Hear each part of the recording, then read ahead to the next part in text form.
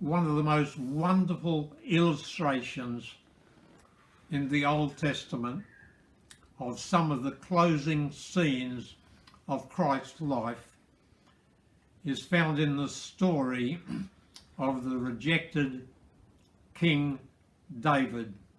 You remember Absalom, his son, rebelled against him. And so David decides to flee from Jerusalem. And with a small band of very intimate friends, he leaves the city, goes down a rocky path, and crosses the brook Hedron to the region of Gethsemane, and then up the mountainside of the Mount of Olives. We're told in the story that the brook he crossed was the brook of Kedron. And 1,000 years later, another king, King Jesus, would be rejected by his people. And we read that he went out of the city and went down the same rocky path and crossed over the same brook, Kedron. Let me tell you something about Kedron. The name means black. It was a filthy watercourse.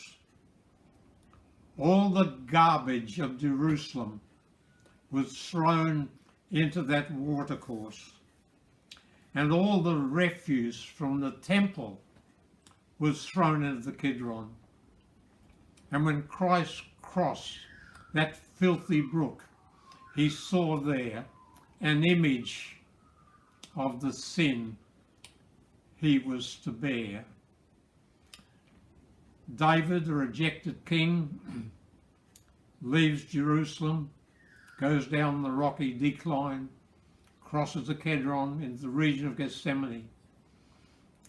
With him is a small band of friends, and with Christ are 11 disciples. David has some other friends who sympathize with him, though they don't all go with him. And when Christ was on his way to the cross, we read of the women that wept because of the evil that they saw happening to their Lord. David was accompanied by men who refused to go the way of Ahithophel, the prime minister, David's former friend, who now becomes a Judas, a traitor, and joined with Absalom against the king who'd been Ahithophel's friend.